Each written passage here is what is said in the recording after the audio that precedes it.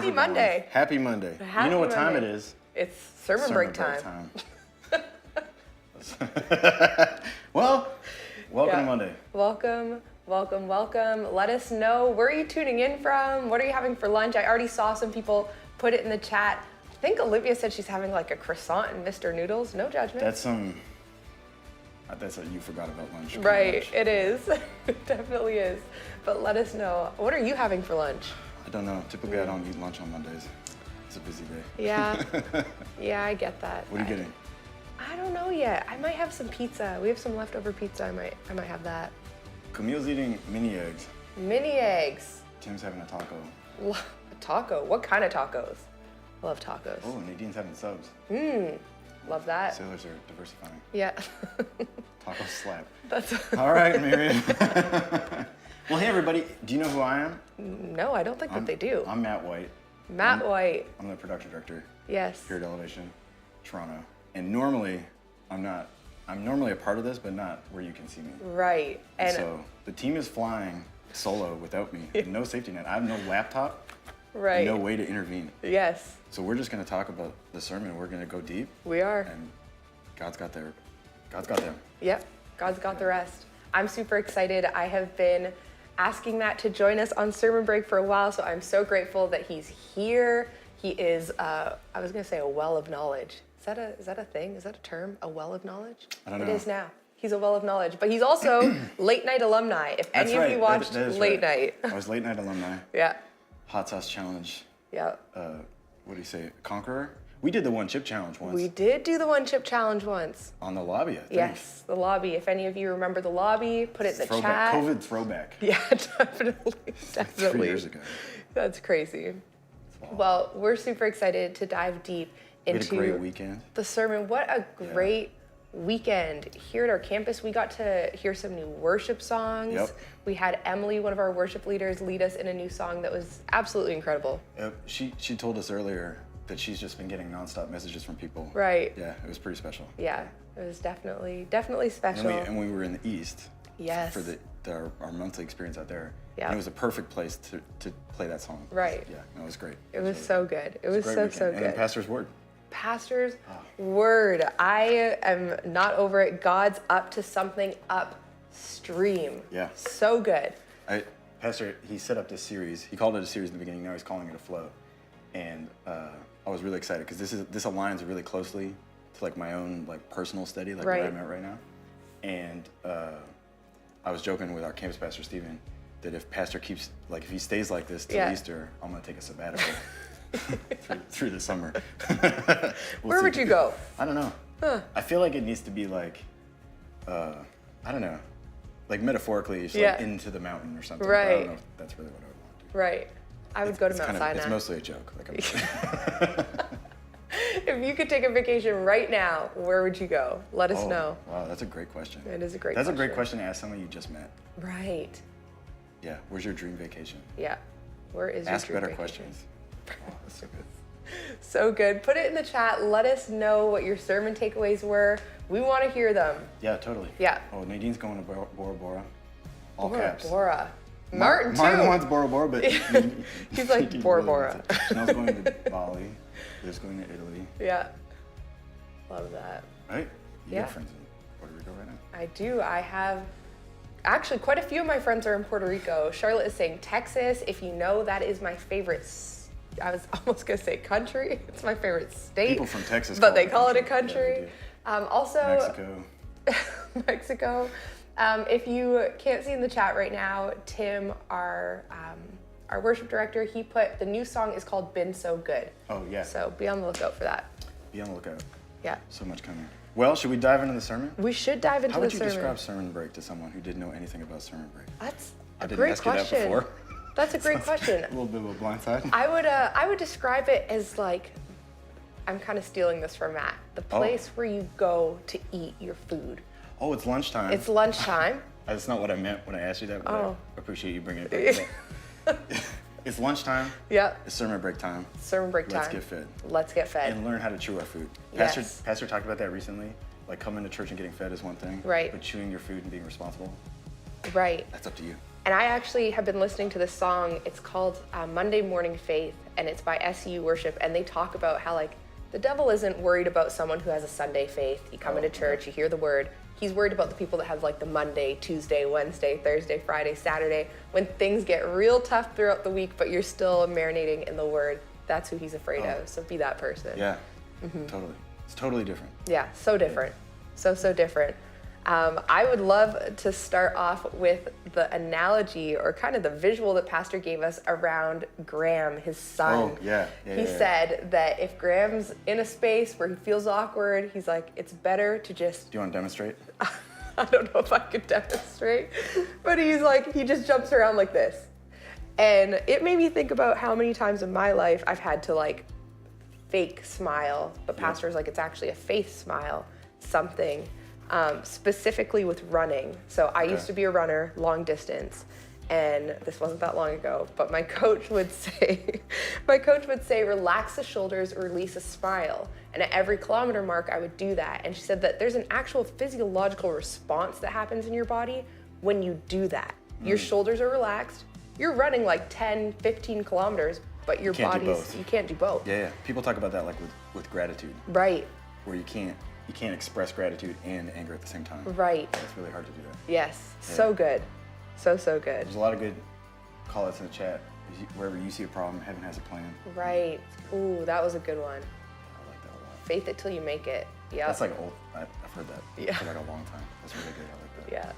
So good. Your feelings will follow your actions, not the other way around, Tim. That is results key. matter. Results matter. Oh, yeah. Yeah. So good. I think there's so many things you can talk about in a message like this, and so much of it, like, I think Wonder put it up earlier, but the question that Pastor asked us to start was like, do the thing that you would do if God was with you. And and then the song, right? Like, yes. He's working in me. He's working in me. He's working through me. No, he's in it with me. He's in it with me, sorry. He's working through me.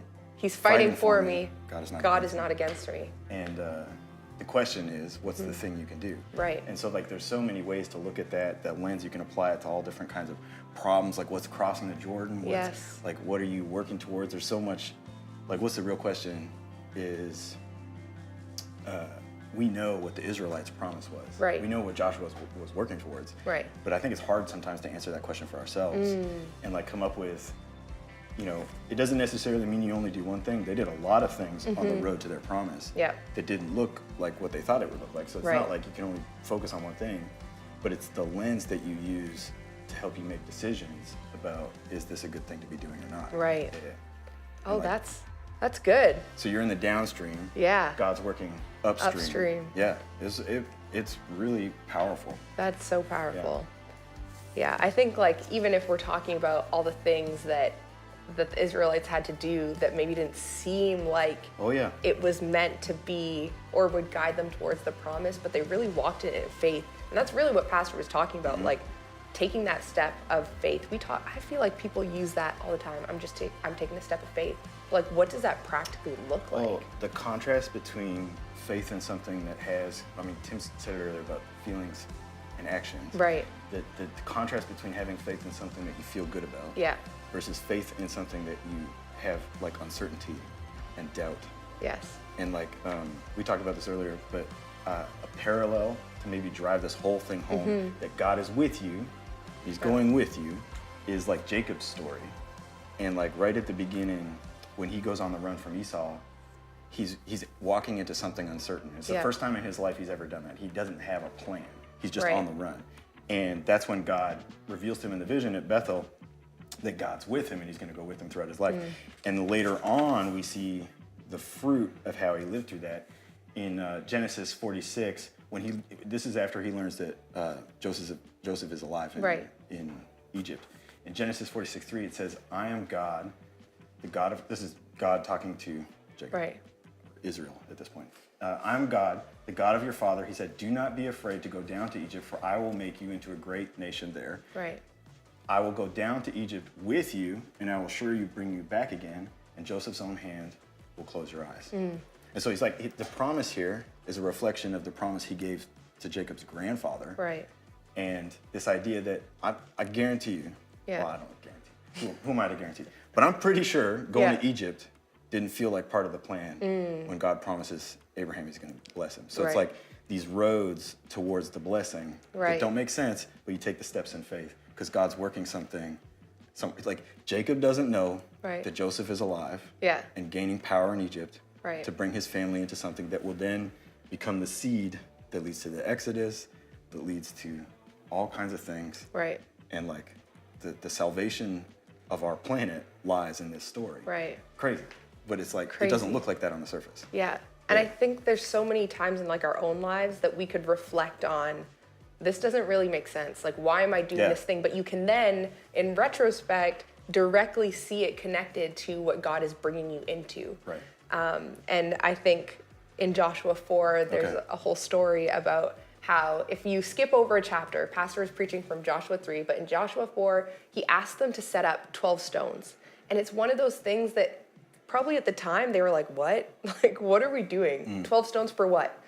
We're trying to get to the promised land, but really it's God's caring about our heart and our obedience towards him in those moments. And they were obedient, and it led them to fruit. Yeah. And there's a scripture to kind of pair these two ideas that Pastor is preaching from in John 4:50 that I think is incredible. It says, "Go," Jesus replied, "your son will live." The man took Jesus at his word and departed. Go back, read the story, but really that's all you need. You can't just merely believe it. You have to Right. act like God is with you in Steps. it. You have to take those steps. Yeah, this is that, when you go back to the asking for faith, Yep. there's a part of that, and immeasurably more.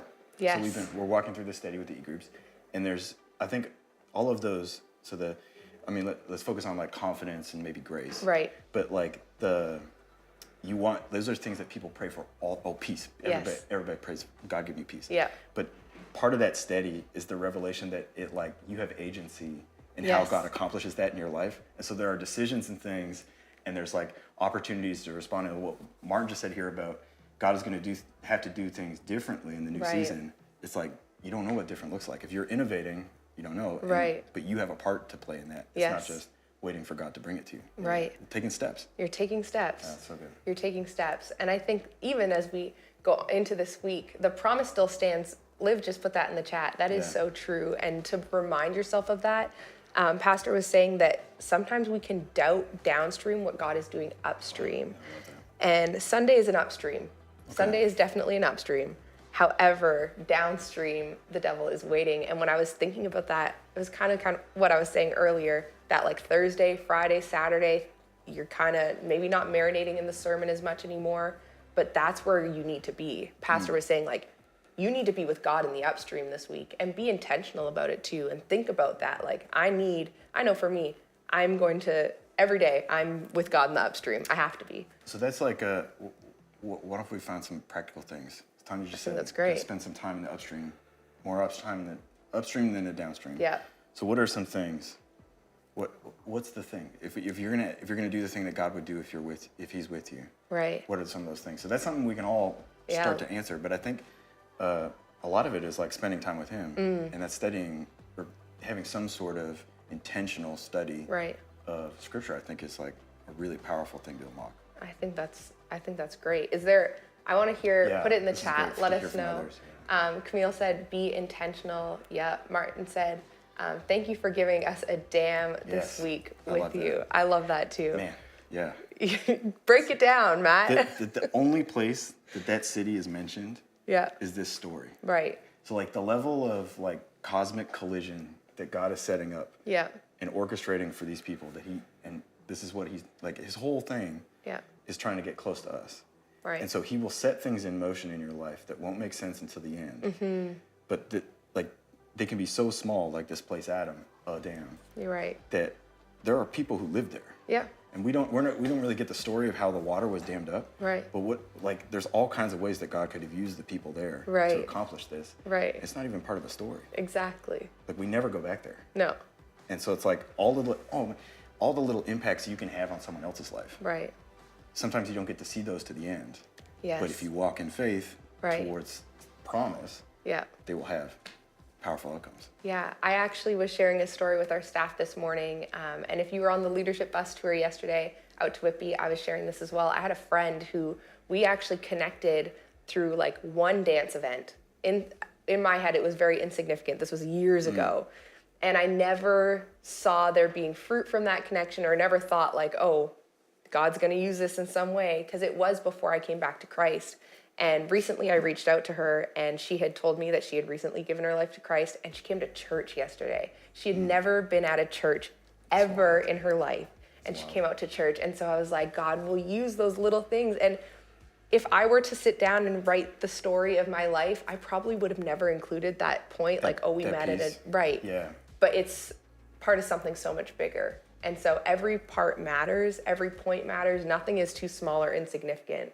God is always up to something 20 miles away.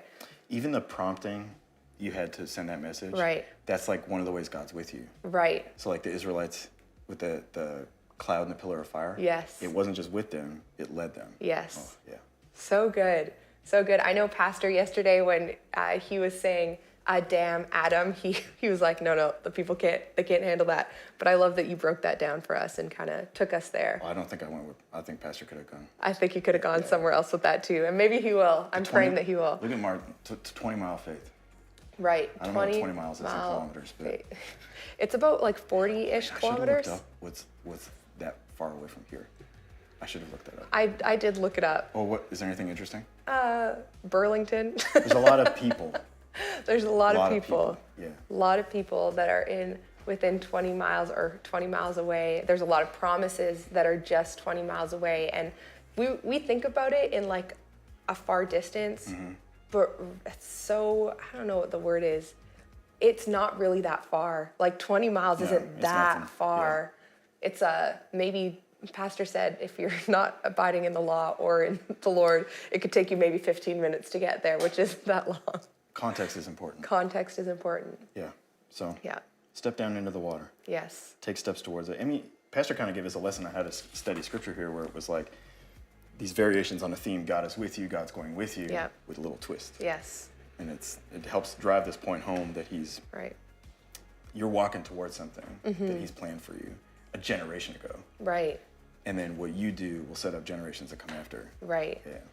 Sending that text. Yes. Like that's the step towards it. It's not, like we have this image of we know that the ark is heavy. Yes. And so like, I'm imagining them coming down like a bank. Right. And there's a guy at the front who's like, are you, like it's heavy. Like we know the ark is heavy. Right. It's all gilded and gold and, and like that illustration is like, oh, it's a hard step. But sending a text, easy. Easy. Yeah. Easy. And it will have impact. It's like, right. I like the word generational consequence. I think when Pastor used that, I was like, usually we associate consequence with a bad thing. But like it really, the actual definition is it's just something that comes after an action. And so it's a generational consequence that you're having. Even prayers, they have generational consequences. Set up, follow through. Yeah. Yeah. It's great. So good. So good. Well, I am so grateful, Matt, that you hopped on here with us. Thanks for having me. Thanks for being here. I hope I honored the seat. You definitely did. You definitely did. We will see you in church this weekend. We have a big weekend coming up. We are doing a lot, but one of the big things that we are doing here at our Mississauga campus is we are doing a mini serve weekend. So we are doing Kids Against Hunger after both worship experiences, after the 9:30 and the 11:30 worship experience. We are gathering together in our lobby to serve, give back meals. We're packing 50,000 meals. That's a lot. That's a step. Lot. That's a generational step. That is a generational step. Those meals will be going to South America, Central America, and up north to some of our northern communities here in Canada. So if you're around, stick around, invite some friends. It's a great opportunity to get connected to other people. Yeah, it's going to be great. After both worship experiences. After both worship experiences. Great. But that's all we have for today, folks. Enjoy your lunch. Enjoy your lunch. And we will see you. Dive into the Word. Dive into the Word. Before next Sunday. Doesn't take long. Stay in it. Marinate in it. Join an e-group. Join an e-group. That's what they should do. Oh, that's a good point. That's what they should do. Join an e-group. Yeah. Join my e-group. Matt White, your e-group's on Thursdays. Go to connectioncenter.ca. Join Matt White's e-group. There's still a few weeks left of Immeasurably More, so... Oh, it doesn't matter. You can jump in anywhere. God's got a word for you. God has got a word for you. And he's got people that he wants to speak through into your life. So make sure you join an e-group. Obedience can start today. It can start today, and that's obedience. Take that step, dive into the water, All right. go to the river. Let's do it. We'll see you next Monday or this Sunday at church. Take care.